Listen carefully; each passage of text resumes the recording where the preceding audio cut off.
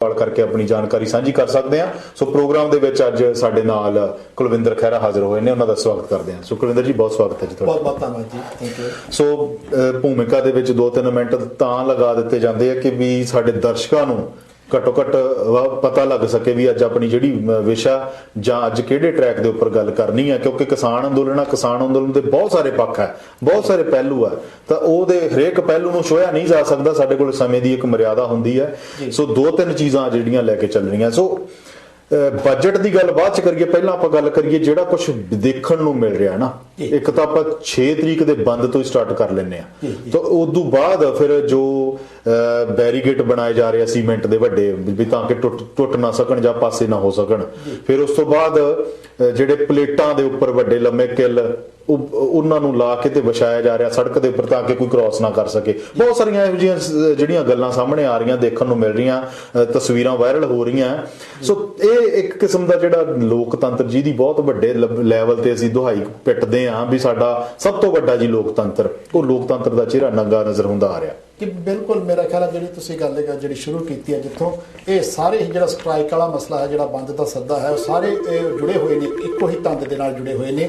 तो जी गल है सारी आपां मेरा ख्याल 26 जनवरी तो शुरू करनी चाहिए बिल्कुल कि 26 जनवरी को सरकार नूं लगदा सी कि वो जिहड़ी चाल चलनी चाहुंदी सी पिछले 1-2 महीनों तो वो चलण च कामयाब हो गई है।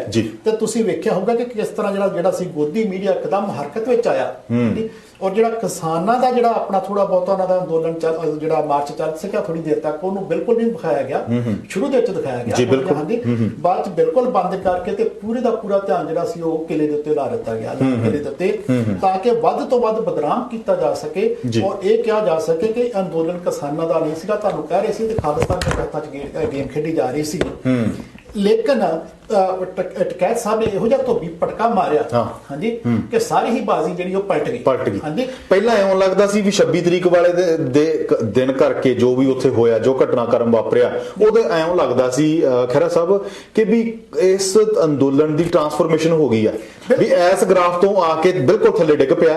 फिर उस तो बाद जदों तुसीं उन्हां दी गल करदे टकैत साहब तो फिर इस ग्राफ तो बिल्कुल उपर नूं फिर गया। बिल्कुल जिहड़ी उस तो पहलां दी सिचुएशन सी ना, जदों टकैत साहब दे जिहड़ा सी ਉਹ ਰੋਣ तक की जी सिचुएशन सी जी, वो बिल्कुल मैं इस कल्चर एडमिट कर तो नहीं, मैं झिझदा नहीं कि मैं रोया बैठ के कि एक की हो गया। जदों मैं गदारी शब्द वरत्या सी ते मैं उत्थों ही वरत्या सी कि गदारी हो गई है। जब मैं देश नाल गदारी नहीं सी किया, मैं कहा सी कि किसानां नाल गदारी हो गई। बिल्कुल ठीक है वो, क्योंकि तुसीं देखो कि उन्होंने जदों मीडिया पाया, फिर उन्होंने अपने गुंडे जिहड़े सी जिहड़े कहंदे सो कार्ड जिहड़ा सीगा बिना नेम प्लेट तो जिहड़े यूनीफॉर्म वाले सीगे जिन्हां ने कुੱਟਮਾਰ ਕੀਤੀ ਉੱਥੇ, फिर ਉਹ किसान जिहड़े कुदरती भी आ रहे सी कुछ मायूस होकर मुड़े भी पहला शुरू ਦੇ ਵਿੱਚ ਜਦੋਂ ਲੱਗਾ कि एक गल गड़बड़ हो गई है, ਤੇ ਉਸ ਚੀਜ਼ ਦਾ ਫਾਇਦਾ ਉਠਾ ਕੇ ਇਹਨਾਂ ਨੇ ਇੱਕ ਦਹਿਸ਼ਤ ਪੈਦਾ ਕੀਤੀ ਇੱਕ ਕਿਸਾਨਾਂ ਦੇ ਮਨਾਂ ਦੇ ਵਿੱਚ ਕਿ ਜਿਹੜੇ ਲੋਕ ਨੇ ਭੱਜ ਤੁਰੇ ਨੇ ਤੇ ਹੋ ਗਏ ਨੇ, ਤੇ ਉਹਦੇ ਤੇ ਹਮਲਾ ਵੀ ਕਰਵਾਇਆ ਗਿਆ ਜਿਹੜਾ ਸਾਰੇ ਜਾਣਦੇ ਨੇ ਹਾਂਜੀ। ਪਰ ਪ੍ਰੋਪੇਗੈਂਡਾ ਕੀਤਾ ਗਿਆ ਕਿ ਵੀ ਲੋਕ ਤਾਂ ਭੱਜ ਰਹੇ ਆ ਘਰਾਂ ਨੂੰ। ਬਿਲਕੁਲ ਉਹ ਮੀਡੀਆ ਦਾ ਇੱਕੋ ਇੱਕ ਕੰਮ ਸੀ। ਇਵਨ ਉਹਦੇ ਉੱਤੇ ਹੁਣ ਕੇਸ ਵੀ ਜਿਹੜੇ ਕੀਤੇ ਗਏ ਨੇ, 2 ਪਟੀਸ਼ਨਾਂ ਪਾਈਆਂ ਗਈਆਂ ਨੇ,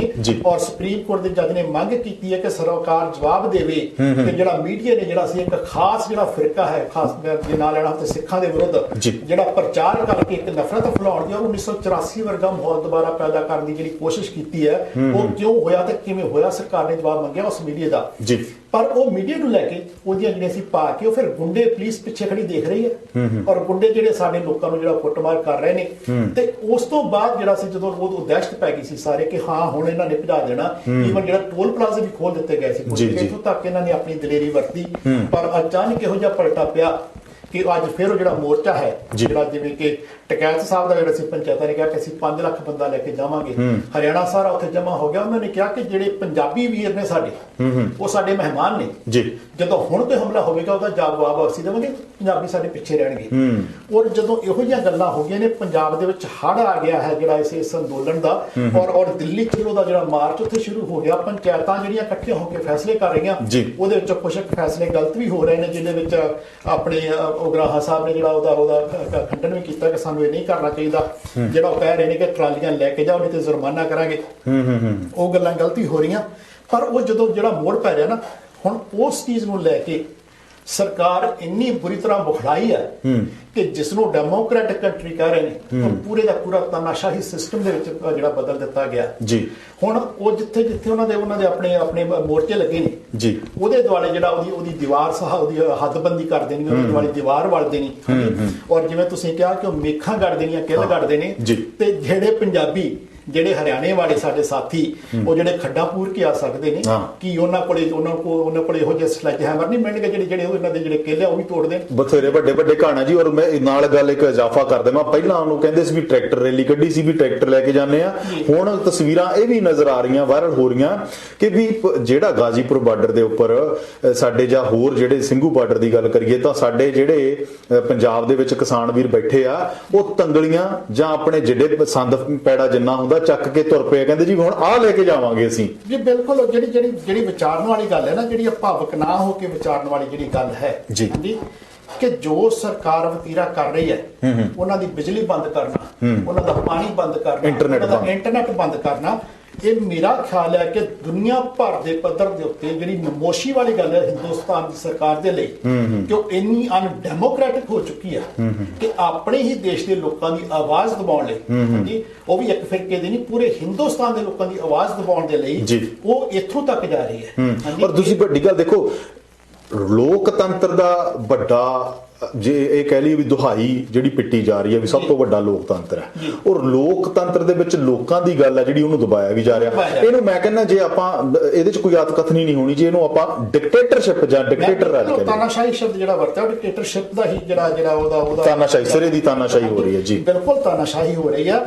ਔਰ ਇਹ ਆ ਕਿ ਹਿੰਦੁਸਤਾਨ ਦੇ ਪੂਰਾ ਜਿਹੜਾ ਹਿੰਦੁਸਤਾਨ ਦੇ ਕਿਸਾਨਾਂ ਦੀ ਜਿਹੜੀ ਮੰਗ ਹੈ ਪਿਛਲੇ 3-4 ਮਹੀਨੇ ਤੋਂ, ਉਹਨੂੰ ਠੁਕਰਾ ਕੇ ਕਹਿਣਾ ਕਿ ਅਸੀਂ ਜਿਹੜਾ ਇਹ ਕਾਨੂੰਨ ਬਿਲਕੁਲ ਨਹੀਂ ਕਰਾਂਗੇ, ਤੁਹਾਡੇ ਹੱਕਾਂ ਲਈ ਆ, ਤੁਹਾਡੇ ਹਿੱਤਾਂ ਲਈ ਆ, ਤੇ ਉਹ ਹਿੱਤਾਂ ਵਾਲੇ ਤੇ ਵਾਰ-ਵਾਰ ਕਹਿ ਰਹੇ ਕਿ ਸਾਨੂੰ ਹਿੱਤ ਨਹੀਂ ਚਾਹੀਦੇ। ਹਾਂਜੀ, ਤੇ ਫਿਰ ਉਹੀ ਆ ਕਿ ਜਿਹੜੀਆਂ ਕਿਉਂਕਿ ਪਿੱਛੇ ਕਾਰਪੋਰੇਸ਼ਨਾਂ ਨੇ ਜੀ, ਉਹ ਜਿਵੇਂ ਆਪਾਂ ਪਿਛਲੇ ਵੀ ਗੱਲ ਕੀਤੀ ਸੀ ਕਿ ਕਾਰਪੋਰੇਸ਼ਨਾਂ ਸਿਰਫ ਅਡਾਨੀ ਅੰਬਾਨੀ ਹੀ ਨਹੀਂ, ਉਹਨਾਂ ਦੀ ਪਿੱਠ ਦੇ ਉੱਤੇ ਜਿਹੜਾ ਹੈਗਾ ਹੁਣ WTO ਵੀ ਬੈਠਾ, IMF ਵੀ ਬੈਠੀ ਹੋਈ ਹੈ, ਤੇ ਬਾਹਰਲੀਆਂ ਕਾਰਪੋਰੇਸ਼ਨਾਂ ਵੀ ਬੈਠੀਆਂ ਹੋਈਆਂ ਨੇ। ਇਹੋ ਹੀ ਕਾਰਨ ਹੈ ਕਿ ਅਮਰੀਕਾ ਵਰਗੇ ਜਾਂ ਇੰਗਲੈਂਡ ਵਰਗੇ ਜਾਂ ਜਿਹੜੇ ਦੇਸ਼ ਆ ਉਹ ਬਹੁਤਾ ਖੁੱਲ ਕੇ ਨਹੀਂ ਬੋਲ ਰਹੇ, ਤੇ ਟਰੂਡੋ ਵੀ ਇਸੇ ਕਰਕੇ ਹੀ ਦਬੀ ਆਵਾਜ਼ ਵਿੱਚ ਉਹਨੂੰ ਬੋਲਣਾ ਪੈ ਰਿਹਾ ਕਿਉਂਕਿ ਇੱਥੇ ਪੰਜਾਬੀਆਂ ਦੀਆਂ ਵੋਟਾਂ ਜਿਹੜੀਆਂ ਬਹੁਤ ਜ਼ਿਆਦਾ ਨੇ, ਖਾਸ ਕਰਕੇ ਸਾਡੀਆਂ ਸਿੱਖਾਂ ਦੀਆਂ ਵੋਟਾਂ ਜਿਹੜੀਆਂ ਬਹੁਤ ਜ਼ਿਆਦਾ ਨੇ, ਤੇ ਸਾਡੇ MP ਵੀ ਨੇ, ਇਸ ਕਰਕੇ ਉਹਨੂੰ ਦਬੀ ਆਵਾਜ਼ ਦੇ ਵਿੱਚ ਕਹਿਣਾ ਪੈ ਰਿਹਾ।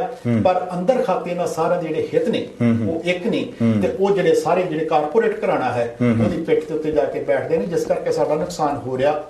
ਤੇ ਉਹੀ ਜੋ ਉਹਨਾਂ ਦੀ ਜਿਹੜੀ ਘੇਰਾ ਇੱਕ ਜਿਹੜੀ ਗੱਲ ਆਪਾਂ ਜਿਹੜੀ ਥੋੜੀ ਜਿਹੀ ਵਿੱਚ ਆਪਾਂ ਨੂੰ ਮੈਂਸ਼ਨ ਕਰਨ ਵਾਲੀ ਆ, ਜਿਹੜੀ ਬੜੀ ਫਿਕਰ ਵਾਲੀ ਜਿਹੜੀ ਮੈਂ ਕਹਿੰਦਾ ਕਿ ਗੱਲ ਹੈ ਕਿ ਉਸ ਜਿਹੜਾ ਸਭ ਖਾਸੇ ਦੇ ਵਿੱਚ ਜਿਹੜਾ ਭਾਵੇਂ ਕਿ ਸਰਕਾਰ ਦੀ ਮਰਜ਼ੀ ਦੇ ਨਾਲ ਹੋਇਆ, ਜਿਵੇਂ ਹੁਣ ਗੱਲਾਂ ਖੁੱਲ ਕੇ ਸਾਹਮਣੇ ਆ ਗਈਆਂ ਨੇ ਕਿ ਜਿੰਨੇ ਵੀ ਉਹ ਜਿਹੜਾ ਸੀ ਉਹਨਾਂ ਨੇ ਰੂਟ ਜਿਹੜਾ ਸੀ ਅਸਲੀ ਉਹ ਬੰਦ ਕਰਕੇ ਟਰਾਲੀਆਂ ਆਪ ਮੋੜੀਆਂ ਨੇ ਪੁਲਿਸ ਨੇ ਉਧਰ ਨੂੰ ਲਾਲ ਕਿਲੇ ਵੱਲ ਨੂੰ। ਔਰ ਜੇ ਤੁਸੀਂ ਦੀਪ ਸਿੱਧੂ ਦੀ ਇੰਟਰਵਿਊ ਵੀ ਦੇਖੋ, ਜੋ ਇੰਟਰਵਿਊ ਨਹੀਂ ਜਿਹੜੀ ਉਹਨੇ ਪੋਸਟ ਪਾਈ ਹੈ ਜਿਹੜਾ ਲਾਈਵ ਹੋ ਕੇ ਕੀਤਾ ਹੈ, ਉਹਨੂੰ ਦੇਖੋ ਤੇ ਜਿਹੜੇ ਉੱਥੇ ਨੌਜਵਾਨ ਨੇ ਉਹਨਾਂ ਦੀ ਗੱਲ ਦੇਖੋ, ਤੇ ਉਹ ਤੁਹਾਨੂੰ ਸਾਫ਼ ਦੱਸ ਰਹੇ ਨੇ ਕਿ ਪੁਲਿਸ ਨੇ ਇਹਨਾਂ ਨੂੰ ਹਲਾਸ਼ੇਰੀ ਦਿੱਤੀ ਹੈ।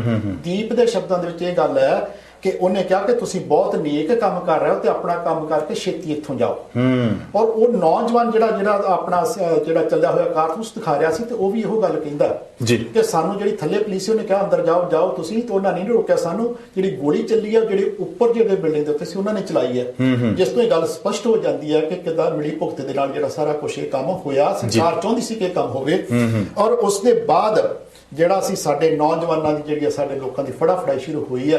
ਪਹਿਲਾਂ ਤੇ ਨਹੀਂ ਸੀ ਪਤਾ ਲੱਗ ਰਿਹਾ ਕਿ ਕਿੰਨੇ ਕੁ ਕੇਸ ਨੇ, ਲੇਕਿਨ ਹੁਣ ਜਿਹੜੀ ਰਿਪੋਰਟ ਸਾਹਮਣੇ ਆ ਰਹੀ ਹੈ ਉਹ ਜਿਹੜਾ ਆਪਣੇ ਪੰਜਾਬ ਸਰਕਾਰ ਨੇ ਅਪਰੋਚ ਕੀਤੀ ਹੈ, ਉਹਨਾਂ ਨੂੰ ਜਾ ਕੇ ਅਮਿਤ ਸ਼ਾਹ ਨੂੰ ਮਿਲੇ ਨੇ, ਤੇ ਉੱਥੋਂ ਜਿਹੜੀ ਗੁਰਦੁਆਰਾ ਪ੍ਰਬੰਧਕ ਕਮੇਟੀ ਹੈ ਜਿਹੜੀ ਦਿੱਲੀ ਦੀ, ਉਹਨੇ ਆਪਣੇ ਤੌਰ ਤੇ ਵੀ ਕੀਤਾ, ਤੇ ਪਤਾ ਲੱਗਾ ਕਿ ਜਿਹੜੀ ਸਰਕਾਰ ਨੇ ਵੈਬਸਾਈਟ ਦੇ ਉੱਤੇ ਇੱਕ ਲਿਸਟ ਪਾਈ ਹੈ ਜਿਹੜੇ ਬੰਦੇ ਉਹਨਾਂ ਨੇ ਗ੍ਰਿਫਤਾਰ ਕੀਤੇ ਨੇ। 120 ਬੰਦਿਆਂ ਦੀ ਸੂਚੀ ਜਿਹੜੀ ਉੱਥੇ ਆਈ ਹੈ। ਪਰ ਉਹਦੇ ਵਿੱਚ ਜਿਹੜੀ ਆ ਇੱਕ ਜਿਹੜੀ ਉਹ ਤੋਂ ਪਹਿਲਾਂ ਆਪਾਂ ਗੱਲ ਕਰੀ, ਜਿਹੜੀ ਮੈਂ ਫਿਕਰ ਵਾਲੀ ਗੱਲ ਕਰਨੀ ਚਾਹੁੰਦਾ, ਉਹ 'ਚ ਇੱਕ ਹਾਸੇ ਵਾਲੀ ਜਿਹੜੀ ਆ ਜਾਂ ਕਹਿ ਲਓ ਕਿ ਸ਼ਰਮ ਵਾਲੀ ਗੱਲ ਇਹ ਹੈ ਕਿ ਸੈਂਟਰ ਸਰਕਾਰ ਨੇ ਪੰਜਾਬ ਸਰਕਾਰ ਨੂੰ ਕਿਹਾ ਕਿ ਇਹ ਸਾਡੀ ਸੂਚੀ ਹੈ ਇਸ ਤੋਂ ਇਲਾਵਾ ਜੇ ਤੁਹਾਨੂੰ ਹੋਰ ਕੋਈ ਬੰਦਿਆਂ ਦਾ ਪਤਾ ਲੱਗਦਾ ਸਾਨੂੰ ਦੱਸੋ ਤੇ ਅਸੀਂ ਉਹਨਾਂ ਦਾ ਪਤਾ ਕਰਨ ਦੀ ਪੂਰੀ ਕੋਸ਼ਿਸ਼ ਕਰਾਂਗੇ।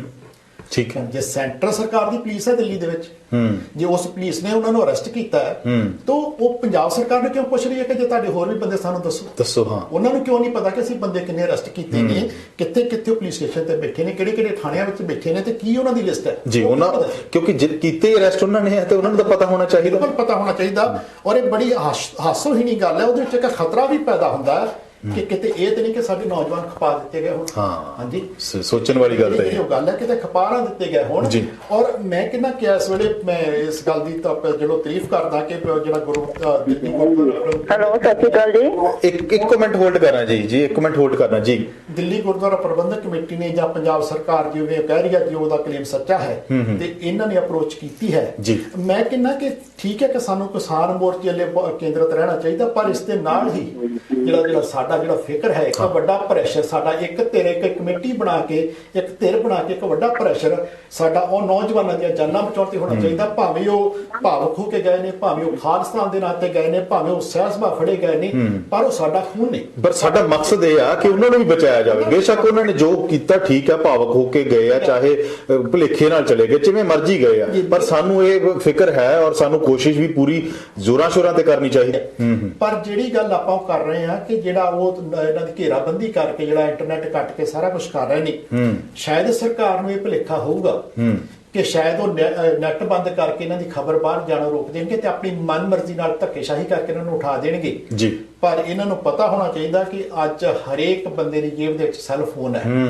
ਔਰ ਜਦੋਂ ਇਤਿਹਾਸ ਗਵਾਹ ਹੈ ਕਿ ਜਦੋਂ ਸੈੱਲ ਫੋਨ ਨਹੀਂ ਸੀ ਹੁੰਦੇ ਨਾ, ਮੂਵਮੈਂਟਾਂ ਉਦੋਂ ਵੀ ਚੱਲਦੀਆਂ ਰਹੀਆਂ ਨੇ ਤੇ ਉਦੋਂ ਵੀ ਲੋਕੀ ਜਿਹੜਾ ਸੰਘਰਸ਼ ਦੇ ਨਾਲ ਆਪਣਾ ਸਾਹਮਣਾ ਕਰਦੇ ਰਹੇ ਨੇ। ਤੇ ਅੱਜ ਦੇ ਦੌਰ ਦੇ ਵਿੱਚ ਜਿਹੜਾ ਧੱਕੇਸ਼ਾਹੀ ਨਾਲ ਸੰਘਰਸ਼ ਕਿਸੇ ਨੂੰ ਦਿਵਾਉਣਾ, ਜਿਹੜਾ ਮੇਰਾ ਖਿਆਲ ਹੈ ਕਿ ਬੜਾ ਇਹਨਾਂ ਨੂੰ ਮਹਿੰਗਾ ਪੈ ਸਕਦਾ। ਇਸ ਲਈ ਮੇਰਾ ਖਿਆਲ ਹੈ ਕਿ ਸਰਕਾਰ ਜਿਹੜੀ ਆ ਉਸ ਨੂੰ ਜੇ ਉਹਦੀ ਇਸ ਤਰ੍ਹਾਂ ਦੀ ਵਿਉਂਤ ਹੈ ਕੋਈ, ਅਸੀਂ ਧੱਕੇ ਨਾਲ ਕਰਾਂਗੇ ਤੇ ਉਸ ਨੂੰ ਇੰਟਰਨੈਸ਼ਨਲ ਲੈਵਲ ਦੇ ਉੱਤੇ ਆਪਣਾ ਜਿਹੜਾ ਅਕਸ ਬਣਨਾ ਉਹਦੇ ਬਾਰੇ ਵੀ ਸੁਚੇਤ ਹੋਣਾ ਚਾਹੀਦਾ। ਔਰ ਉਹਦੇ ਨਾਲ ਜੋ ਦੇਸ਼ ਦੇ ਵਿੱਚ ਜਿਹੜਾ ਹੰਗਾਮਾ ਮਚਣਾ ਹੈ ਉਹਦੇ ਬਾਰੇ ਵੀ ਉਹਨੂੰ ਜਿਹੜਾ ਉਹ ਤਿਆਰ ਰਹਿਣਾ ਚਾਹੀਦਾ। ਮੇਰਾ ਖਿਆਲ ਹੈ ਕਿ ਸਰਕਾਰ ਕੋਈ ਇਹੋ ਜਿਹਾ ਖਤਰਾ ਮੁੱਲ ਨਹੀਂ ਲਊਗੀ। ਪਰ ਜਿਸ ਤਰ੍ਹਾਂ ਦਾ ਮੋਦੀ ਦਾ ਬੌਂਦਲਿਆ ਫਿਰਦਾ ਹੈ, ਪੰਜਾਬੀ ਸ਼ਬਦ ਸਿੱਧਾ ਬੌਂਦਲਿਆ ਫਿਰਦਾ ਹੈ, ਤੇ ਉਹਦੇ ਵਿੱਚ ਸ਼ਾਇਦ ਉਹ ਕੋਈ ਇਹੋ ਜਿਹੀ ਬੇਹੂਦਾ ਹਰਕਤ ਕਰਨ ਦੀ ਸੋਚ ਸਕਦਾ ਹੈ। ਡਿਪੈਂਡ ਕਰਦਾ ਕਿ ਉਹਦੇ ਸਲਾਹ ਕਰਦੇ ਉਹ ਕਿਹੋ ਜਿਹੀ ਉਹਨੂੰ ਸਲਾਹ। ਪੁਆਇੰਟ ਹੈ ਤੁਹਾਡਾ, ਬਹੁਤ ਸ਼ੁਕਰੀਆ ਜੀ।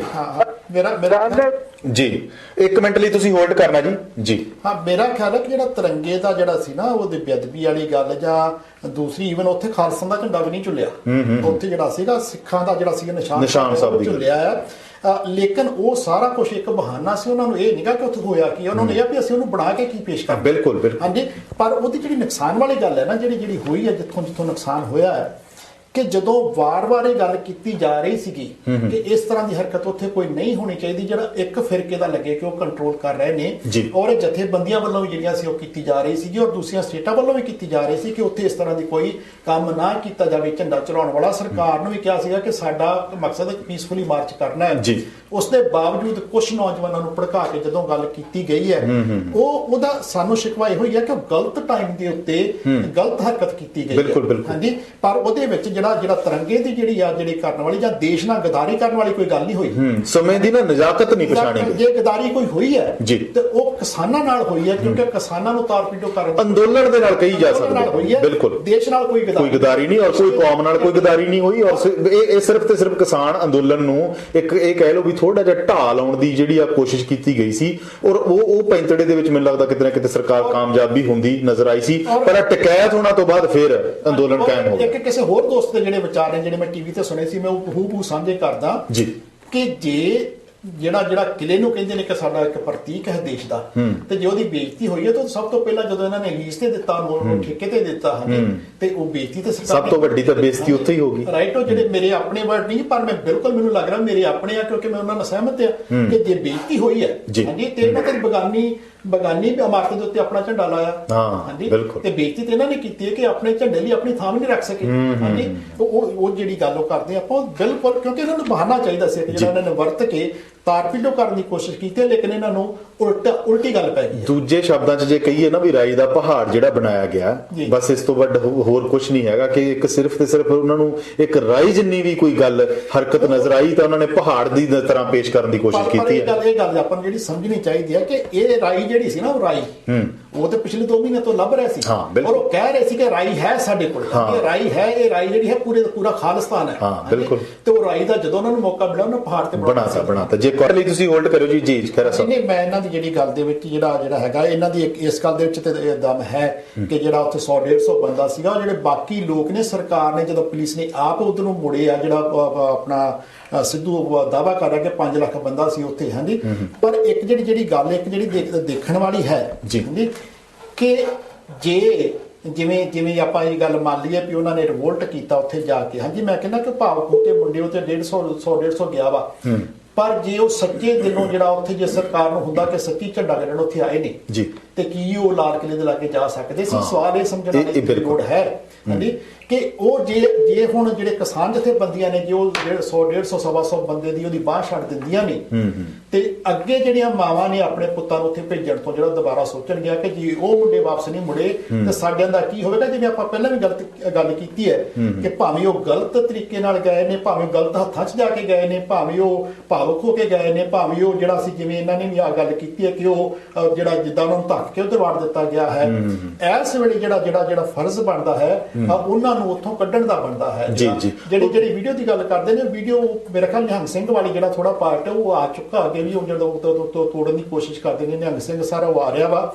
ਪਰ ਇਹਦੇ ਵਿੱਚ ਕੋਈ ਦੋ ਰਾਵਾ ਨਹੀਂ ਕਿ ਪੁਲਿਸ ਦੀ ਮਿਲੀ ਭੁਗਤ ਦੇ ਨਾਲ ਸਾਰਾ ਕੁਝ ਹੋਇਆ। ਕੇਸ ਵੀ ਇੱਥੇ ਹੀ ਲੜਿਆ ਜਾ ਸਕਦਾ ਹੈ ਕਿ ਜਦੋਂ ਪੁਲਿਸ ਨੇ ਖੁਦ ਕਰਵਾਇਆ ਹੈ ਤੇ ਫਿਰ ਉਹਨਾਂ ਮੁੰਡੇ ਦੇ ਉੱਤੇ ਕੇਸ ਕਿਉਂ ਪੈ ਰਹੇ ਨੇ? ਜਿਹੜੇ ਬੰਦੇ ਨੇ ਜਿਹੜਾ ਪਿਛਲੇ 2 ਮਹੀਨਿਆਂ ਤੋਂ ਰੌਲਾ ਪਾ ਰਿਹਾ ਸੀ ਕਿ ਮੈਂ ਜਿਹੜਾ ਇਹ ਕੰਮ ਕਰਵਾਉਣਾ ਹੈ, ਉਹਦੇ ਉੱਤੇ ਕੇਸ ਜਿਹੜਾ ਉਹਦੇ ਤੇ ਫੋਕਸ ਹੋਣਾ ਚਾਹੀਦਾ, ਨਾ ਕਿ ਦੂਸਰੇ ਬੰਦਿਆਂ ਤੇ। ਇਸ ਮੰਚ ਤੋਂ ਵੀ ਅਸੀਂ ਕੋਸ਼ਿਸ਼ ਇਹੀ ਕਰ ਰਹੇ ਹਾਂ। ਔਰ ਇੱਕ ਜਿਹੜੀ ਗੱਲ ਹੈ ਨਾ, ਜਿਹੜੀ ਲਾਸਟ ਕਾਲਰ ਨੇ ਜਿਹੜੀ ਗੱਲ ਕੀਤੀ ਹੈ, ਉਹ ਬੜੀ ਚਿੰਤਾ ਵਾਲੀ ਗੱਲ ਹੈ। ਮੇਰਾ ਖਿਆਲ ਹੈ ਕਿ ਇੱਕ ਵੱਡੇ ਲੈਵਲ ਦੇ ਉੱਤੇ, ਨੈਸ਼ਨਲ ਲੈਵਲ ਦੇ ਉੱਤੇ ਜਿਹੜਾ ਇੱਕ ਫਰੰਟ ਹੋਣਾ ਚਾਹੀਦਾ ਜਿਹੜਾ ਇਸ ਗੱਲ ਨੂੰ ਫਾਈਟ ਕਰੇ ਕਿ ਇਹ ਪਹਿਲੀ ਵਾਰੀ ਨਹੀਂ ਹੋਇਆ ਕਿ RRS ਦੇ ਬੰਦੇ ਜਿਹੜੇ ਪੁਲਿਸ ਦੀ ਯੂਨੀਫਾਰਮ ਪਾ ਕੇ ਲੋਕਾਂ ਦੇ ਉੱਤੇ ਜਿਹੜਾ ਘੋਲ ਚੱਲਦੇ ਨੇ ਉਹਦੇ ਉੱਤੇ ਹਮਲਾ ਕੀਤਾ ਗਿਆ। ਵਾਰ-ਵਾਰ ਇਹ ਹਮਲੇ ਹੋਏ ਨੇ ਔਰ ਵਾਰ-ਵਾਰ ਇਹ ਗੱਲ ਜਿਹੜੀ ਹੈ ਬਾਹਰ ਖੁੱਲ ਕੇ ਸਾਹਮਣੇ ਆਈ ਕਿ ਪੁਲਿਸ ਦੇ ਬੰਦੇ ਨਹੀਂ ਸੀਗੇ। ਔਰ ਇਹ ਸਵਾਲ ਉਠਾਇਆ ਜਾਣਾ ਚਾਹੀਦਾ ਪ੍ਰਸ਼ਾਸਨ ਦੇ ਉੱਤੇ ਕਿ ਜੇ ਇਹ ਖੁੱਲ ਮਿਲ ਰਹੀ ਹੈ ਉਹਨਾਂ ਬੰਦਿਆਂ ਨੂੰ ਜੀ, ਤੇ ਕੱਲ ਨੂੰ ਦੇਸ਼ ਦੀ ਸੁਰੱਖਿਆ ਦੇ ਲਈ ਕਿੰਨਾ ਵੱਡਾ ਖਤਰਾ ਪੈਦਾ ਹੋ ਸਕਦਾ ਹੈ ਜਦੋਂ ਪੁਲਿਸ ਸਾਹਮਣੇ ਖਲੋ ਕੇ ਜਿਹੜਾ ਉਹਨਾਂ ਗੁੰਡਿਆਂ ਨੂੰ ਜਿਹੜੀ ਹਲਾਸ਼ੇਰੀ ਦੇ ਕੇ ਕਰਵਾ ਰਹੀ ਹੈ।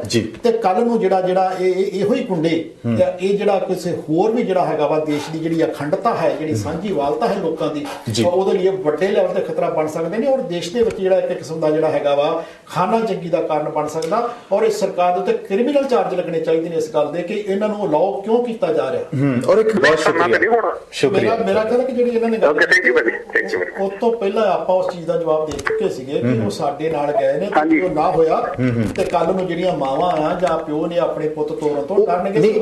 ਤੁਸੀਂ ਜਿਹੜਾ ਪੁਆਇੰਟ ਰੱਖਿਆ ਸੀ ਨਾ ਕਿ ਵੀ ਉਹ ਜਿਹੜੀਆਂ ਮਾਵਾਂ ਜਾਂ ਉਹਨਾਂ ਦੀਆਂ ਪਤਨੀਆਂ ਨੇ ਜਾਂ ਭੈਣਾਂ ਨੇ ਉਹ ਗੁਰੇਜ਼ ਕਰਨਗੀਆਂ ਅੰਦੋਲਨ ਦੇ ਵਿੱਚ ਭੇਜਣ ਨੂੰ ਆਪਣੇ ਬੰਦਿਆਂ ਨੂੰ, ਸੋ ਦੂਜੇ ਪਾਸੇ ਉਹਨਾਂ ਨੇ ਜਿਹੜਾ ਪੁਆਇੰਟ ਰੱਖਿਆ ਸੀ ਉਹ ਇਹ ਸੀ ਕਿ ਜੇ ਕਿਸਾਨ ਅੰਦੋਲਨ ਨਾਲ ਜੁੜੇ ਹੋਏ ਜਿਹੜੇ ਲੀਡਰ ਹੈ, ਯੂਨੀਅਨ ਦੇ ਮੈਂਬਰ ਹੈ, ਆਗੂ ਹੈ, ਜੇ ਉਹ ਉਹਨਾਂ ਦਾ ਵੀ ਕੇਸ ਲੜਨਗੇ ਜਿਨ੍ਹਾਂ ਨੇ 26 ਦੇ ਵਿੱਚ ਇਹੋ ਜਿਹਾ ਕੁਝ ਕੀਤਾ, 26 ਜਨਵਰੀ ਵਾਲੇ ਦਿਨ ਲਾਲ ਕਿਲੇ ਦੇ ਵਿੱਚ ਕੀਤਾ, ਤਾਂ ਉਹ ਯੂਨੀਅਨ ਦੇ ਆਗੂ ਜੇ ਉਹਨਾਂ ਦਾ ਵੀ ਕੇਸ ਲੜਨਗੇ ਤਾਂ ਫਿਰ ਇਸ ਮਸਲੇ ਨੂੰ ਹੋਰ ਉਛਾਲਿਆ ਜਾਏਗਾ। ਪਰ ਉਹਦੇ ਵਿੱਚ ਜਿਹੜੀ ਗੱਲ ਹੈ ਕਿ ਇੱਕ ਜਿਹੜੀ ਗੱਲ ਜਿਹੜੀ ਉਲਝਾਉਣ ਵਾਲੀ ਹੈ ਲੀਗਲ ਪੁਆਇੰਟ ਦੇ ਉੱਤੋਂ ਜਿਹੜੀ ਹੈ, ਕਿਉਂਕਿ ਮੈਂ ਵਕੀਲ ਨਹੀਂ ਹਾਂ ਕੋਈ, ਜਿਹੜੀ ਲੀਗਲ ਪੁਆਇੰਟ ਦੇ ਉੱਤੋਂ ਗੱਲ ਲਿਆਉਣੀ ਚਾਹੀਦੀ ਹੈ ਕਿ ਜੇ ਉਹ ਨੌਜਵਾਨ ਨੇ ਜਿਹੜਾ 150-200 ਜੋ ਨੌਜਵਾਨ ਸੀਗਾ ਜਿਹੜਾ ਉੱਥੇ ਜਾ ਕੇ ਉਹਨਾਂ ਨੇ ਕੀਤਾ, ਉਹਨਾਂ ਨੂੰ ਭੜਕਾਉਣ ਵਾਲਾ ਕੌਣ ਸੀਗਾ? ਉਹਨਾਂ ਨੂੰ ਜਿਹੜਾ ਭੜਕਾਉਣ ਵਾਲਾ ਉਹ ਤੇ ਜ਼ਿੰਮੇਵਾਰ ਹੋਣਾ ਚਾਹੀਦਾ। ਮਤਲਬ ਤੁਹਾਡੇ ਕਹਿਣ ਦਾ ਭਾਵ ਇਹ ਵੀ ਇੰਜਣ ਨੂੰ ਫੜਿਆ ਜਾਵੇ। ਬਿਲਕੁਲ। ਤੇ ਜਿਹੜੇ ਪਿੱਛੇ ਭੋਲੇ ਭਾਲੇ ਗਏ ਆ ਜਾਂ ਬੁਖਲਾ ਕੇ ਗਏ ਆ ਜਾਂ ਕਿਤੇ ਇਹ ਕਹਿ ਲਓ ਵੀ ਜੋਸ਼ ਚ ਆ ਕੇ ਗਏ ਆ ਤਾਂ ਉਹਨਾਂ ਨੂੰ ਕਿਤੇ ਬਚਾਇਆ ਜਾ ਸਕਦਾ। ਬਿਲਕੁਲ। ਜਿਹੜਾ ਉਹਨੂੰ ਇੱਕ ਦੀਪ ਸਿੱਧੂ ਹੀ ਨਹੀਂ ਜਿਹੜਾ ਉਹਨਾਂ ਨੂੰ ਰਗਲਾ ਕੇ ਲੈ ਗਿਆ, ਉਹਦੇ ਪਿੱਛੇ ਪੂਰੀ ਦੀ ਪੂਰੀ ਮਸ਼ੀਨਰੀ ਜਿਹੜੀ ਸਿਸਟਮ ਹੈ ਜਿਹੜਾ ਸਰਕਾਰ ਦਾ ਉਹਨੇ ਕੰਮ ਕੀਤਾ। ਔਰ ਜਿਵੇਂ ਸਾਡੇ ਕਦਰਾਂ ਨੇ ਦੱਸਿਆ, ਜਿਵੇਂ ਸਾਡੇ ਕਿਸਾਨ ਆਗੂ ਦੱਸ ਰਹੇ ਨੇ ਕਿ ਪੁਲਿਸ ਨੇ ਕਿੱਦਾਂ ਉਹਨਾਂ ਨੂੰ ਉੱਥੇ ਲੈ ਕੇ ਗਏ ਨੇ, ਤੇ ਜੇ ਪੂਰਾ ਸਿਸਟਮ ਕਰ ਰਿਹਾ ਤੇ ਉਹਦੇ ਲਈ ਜ਼ਿੰਮੇਵਾਰ ਸਿਸਟਮ ਹੈ। ਉਹ ਜਿਹੜੇ ਬੱਚੇ ਨੇ ਜਿਹੜੇ ਉੱਥੇ ਗਏ ਨੇ ਉਹ ਤੇ ਜਵਾਨੀ ਚ ਨਹੀਂ ਜੀ, ਉਹਨਾਂ ਦਾ ਤਾਂ ਖੂਨ ਉਬਾਲੇ ਮਾਰਦਾ ਹੀ ਮਾਰਦਾ ਜੀ। ਸਵਾਗਤ ਮਿਲਦੇ ਆ ਜੀ, ਸ਼ੁਕਰੀਆ ਭੈਣ ਜੀ। ਸੋ ਦਰਸ਼ਕਾਂ ਨੂੰ ਮੈਂ ਮਾਫੀ ਚਾਹਣਾ ਕਿ ਹੋਰ ਕਾਲਾਂ ਨਹੀਂ ਲਈਆਂ ਜਾ ਸਕਦੀਆਂ ਔਰ ਕੱਲ ਨੂੰ 7 ਤੋਂ 8 ਪ੍ਰੋਗਰਾਮ ਸ਼ਾਮਲ ਹੋਵਾਂਗੇ। ਜਾਂਦੇ ਤੁਸੀਂ ਇਹ ਜੋ 1 ਮਿੰਟ ਦੇ ਵਿੱਚ ਇਹਨੂੰ ਵਾਈਂਡ ਅਪ ਕਰ ਦਿਓ। ਮੈਂ ਜਿਹੜੀ ਇਹ ਗੱਲ ਕਰਨੀ ਚਾਹੁੰਦਾ, ਕਿਉਂਕਿ ਮੈਂ ਚਾਹੁੰਦਾ ਸੀ ਕਿ ਇੱਕ ਗੱਲ ਕੀਤੀ ਜਾਵੇ ਕਿ ਠੀਕ ਹੈ 26 ਜਨਵਰੀ ਦਾ ਜਿਹੜਾ ਸੀ ਉਹ ਜਿਹੜਾ ਹੰਗਾਮਾ ਉਹਨੇ ਨਿਕਲ ਗਿਆ, ਜਿਹੜਾ ਸਾਡਾ ਜਿਹੜਾ ਸੀ ਉਹਨੂੰ ਸਾਬੋਟਾਜ ਕਰਨ ਦੀ ਕੋਸ਼ਿਸ਼ ਕੀਤੀ ਗਈ, ਉਹ ਤੋਂ ਜਿਹੜੇ ਅਸੀਂ ਬਚ ਗਏ ਆ।